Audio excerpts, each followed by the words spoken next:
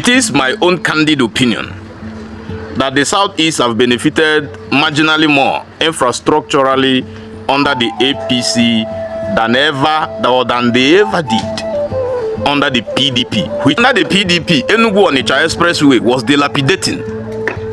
It was unmotorable.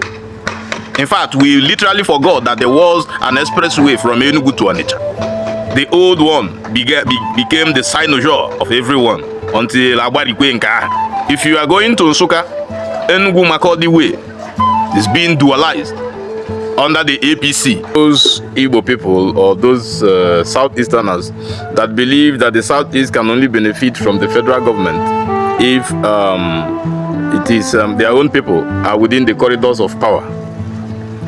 You remember from 1999 till at least 2015, Ndi Igbo were very active in their participation or their inclusion in the federal scheme of things.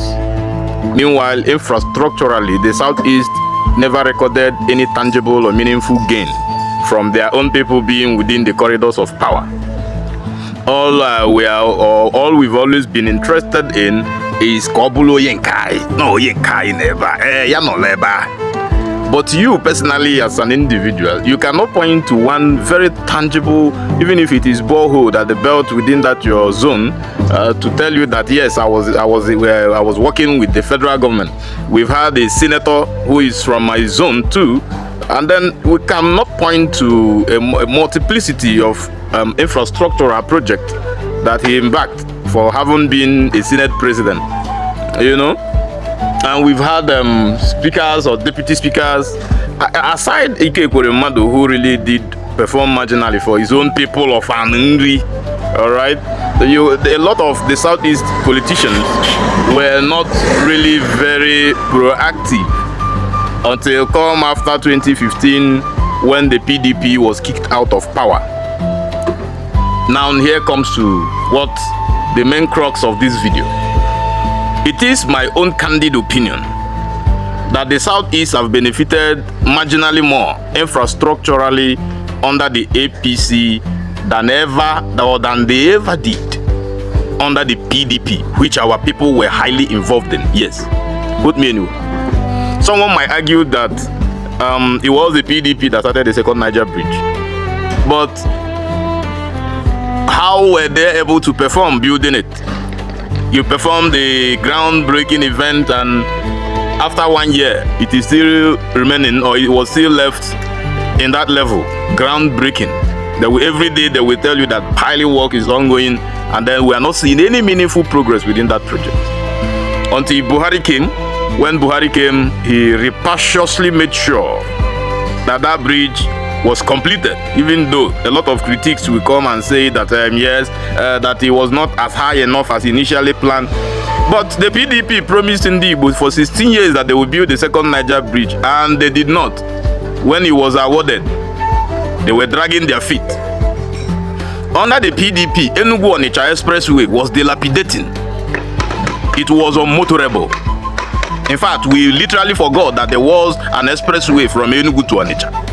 The old one became the cynosure of everyone until Agbarikwenka. Now, Enugu-Port Harcourt Expressway was another of such projects. At least we can always see the nature or the speed of work that has been ongoing. If you are going to Nsukka, Enugu-Makurdi Way is being dualized under the APC, right? Enugu Airport has already been concessioned to function as a proper international airport. What do we really want again? So that they pack all our village people and go put them in the federal government or in the scheme of things without any meaningful impact.